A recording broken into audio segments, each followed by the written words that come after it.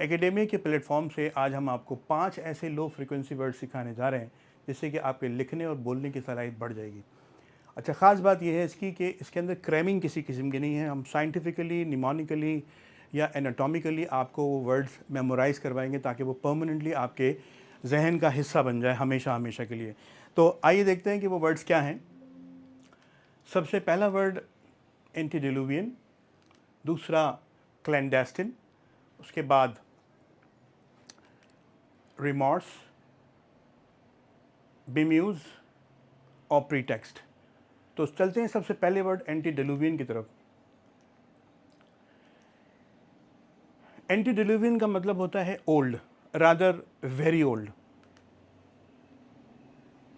अच्छा, एंटीडिलुवियन कोई टेक्स्ट भी हो सकता है, कोई आइडिया भी हो सकता है जो बहुत ही पुराना हो, दकियानूसी हो, कोई टेक्नोलॉजी भी हो सकती है। एंटीडिलुवियन का मतलब है कि जो कि बहुत ही कोई ओल्ड चीज़ हो। निमोनिक्स देख लें, यानी कि इसको याद कैसे रखेंगे आप बगैर रट्टा लगाए हुए, क्योंकि एकेडेमिया के प्लेटफॉर्म से हम ये कोशिश करेंगे कि हम आपको जो कुछ भी बताएं उसमें रट्टा ना हो, बल्कि कोई एक टेक्निक हो जिससे कि आप उस चीज़ को हमेशा के लिए याद रख सकें। तो इसको याद रखने की तरकीब ये है कि एंटी के माने होते हैं बिफ़ोर। जैसे कि आपने देखा होगा 12 बजे से पहले तक सुबह का जो टाइम होता है उसको AM बोलते हैं, यानी एंटी मेरिडियन, यानी anti before mid day, before mid day. तो एंटी, अच्छा, एक एंटी होता है ANTI, जिसको कुछ लोग एंटाई भी कहते हैं, इसके माने होते हैं ऑपोजिट। तो ये है एंटी। एंटी मेरिडियन से याद रख सकते हैं इसको। डाई के माने होते हैं अवे। जैसे अगर कहीं पे कोई सड़क बन रही हो, कोई कंस्ट्रक्शन का काम हो रहा हो, तो अक्सर ये बोर्ड लगा आपको मिलता है डिवीजन। डाई के माने होते हैं अवे और वर्ट के माने होते हैं टर्न। तो वो ये कह रहे होते हैं कि आप दूसरा रास्ता ले लें, डाइवर्ट कर लें। उसके बाद लू, लू के माने वॉश करना होते हैं। आप सोच रहे होंगे ये वाली साउंड आपने कहाँ सुनी है, तो आपने ये साउंड सुनी है एब्लूशन में। जो आप वज़ू करते हैं तो वज़ू के अंदर आपने ये आवाज़ सुनी है लू की, एब्लूशन। तो ये है निमोनिक्स। आगे चलते हैं। तो इसका मीनिंग क्या हुए फिर? इसके मीनिंग हुए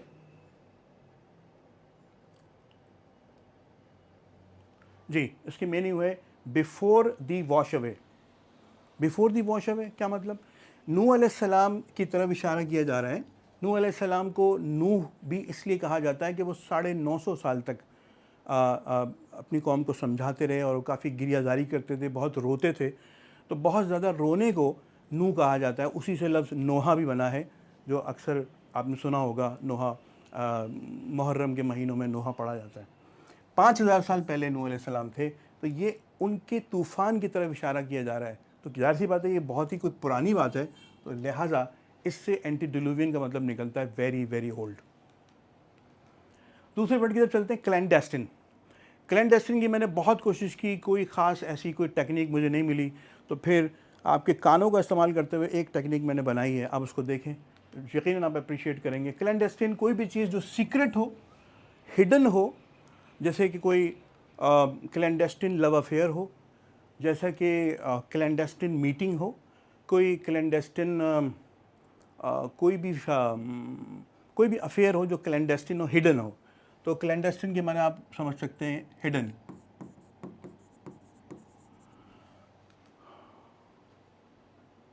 कोई क्लैंडेस्टिन एक्टिविटी हो सकती है। अब ज़रा गौर कीजिएगा इसकी याद करने के तरीक़े पे, इसके निमोनिक पे। आपको सिर्फ ये लफ्ज़ याद रखना है, इंटेस्टिन। अब आप मेरी लार्ज इंटेस्टिन को या स्मॉल इंटेस्टिन को देख सकते हैं? नहीं। क्या मैं देख सकता हूँ? नहीं। तो आपकी और मेरी जो लार्ज और स्मॉल इंटेस्टिन है वो हिडन है।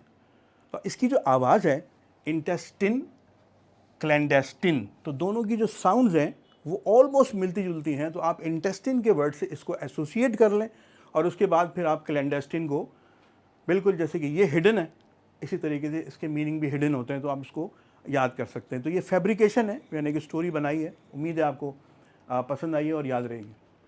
तीसरे वर्ड की तरफ चलते हैं, रिमॉर्स। रिमॉर्स के माने होते हैं रिग्रेट या रिपेंटेंस। आइए देखते हैं इसको हम कैसे याद रख सकते हैं। री के माने होते हैं बैक और मॉर के माने होते हैं बाइट करना या स्टिंग। मॉर्सल, मॉर्सल माने होते हैं निवाला जो हम खाते हैं। तो हम निवाले के साथ करते क्या हैं, उसको काटते ही है ना, उसको क्या करते हैं हम, उसको बाइट करते हैं। तो अगर आप मॉर्सल से याद रख लें, जिसको हम निवाला कहते हैं, रोटी का हो या ब्रेड का हो, डबल रोटी का हो, किसी भी किस्म का कोई चीज़ हम खाते हैं, सेब खाते हैं तो हम उसे बाइट करते हैं, तो उसे जो सिंगल हमारी अटैम्प्ट होती है उसको मॉर्सल कहते हैं। एक और वर्ड हम ले सकते हैं मरोस। मरोस के माने होते हैं बिटन, यानी कि ग्लूमी। यानी कि अगर आप कोई शख्स है उसका मूड बहुत ख़राब है तो यकीनन वो क्या है, वो बिटन है, लोगों के रवैयों से बिटन है, किसी वजह से भी, तो वो ग्लूमी फील कर रहा है, तो उसको भी मरोस कहते हैं। अगला वर्ड देखते हैं बीम्यूज़। बीम्यूज़ के माने होते हैं कन्फ्यूज़। इसकी ये वर्ड भी मैंने जानबूझ के लिया है ताकि इसकी आवाज़ें थोड़ी मिलती जुलती हैं तो आपको याद रखने में थोड़ी आसानी हो जाए। बीम्यूज़, कन्फ्यूज़। अच्छा, बी म्यूज़ के माने कन्फ्यूज़ होते हैं, वो कैसे? बी के माने तो बी है और म्यूज़ के माने थिंकिंग होते हैं। अब आप सोच रहे होंगे कि आपने कहाँ सुना है ये, आप कहेंगे जी हमने तो कभी नहीं सुना। मैं आपको बताता हूँ कि आपने ये म्यूज़ के माने थिंकिंग होते हैं, ये आपने सुना हुआ है। कैसे? आइए याद करने की जरूरत है। आपने क्या अम्यूज़मेंट पार्क नहीं सुना? अम्यूज़मेंट पार्क जो बच्चों को हम लेके जाते हैं, वो स्विंग्स वगैरह डिफरेंट लगे होते हैं और बच्चे झूला झूलते हैं, मतलब मुख्तलिफ़ किस्म की चीज़ें खाते हैं पीते हैं, और एनिमल्स भी होते हैं, बहुत सारे ऐसे अम्यूज़मेंट पार्क्स होते हैं। देखिए, ए के माने होते हैं नॉट या एब्सेंस, और म्यूज़ के माने होते हैं थिंक।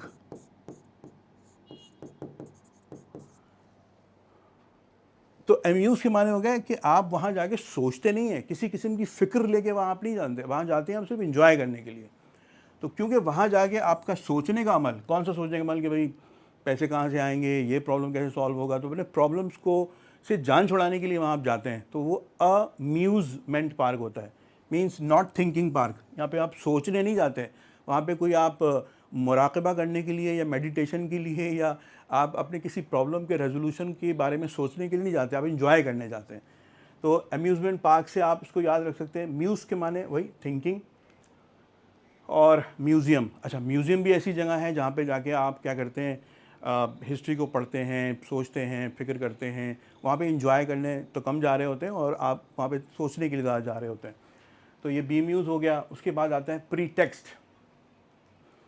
प्री टेक्स्ट के माने होते हैं फैब्रिकेशन। फैब्रिकेशन के माने होते हैं लाए, झूठ। तो प्री टेक्स्ट के माने होते हैं फॉल्स एक्सक्यूज़, यानी उर्दू में आप समझ लीजिए बहाना बनाना। प्री माने बिफोर होते हैं और टेक्स्ट के माने वीव करना होते हैं, वीव करना। क्या आपने ये लफ्ज़ कहीं सुना है? बिल्कुल सुना है। आपने ये लफ्ज़ सुना है टेक्स्ट के अंदर, टेक्सटाइल के अंदर, टेक्सचर के अंदर।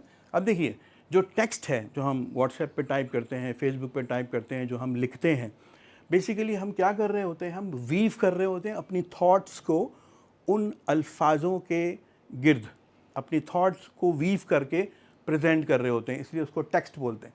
अच्छा, टेक्सटाइल के अंदर भी कपड़े को वीव किया जाता है।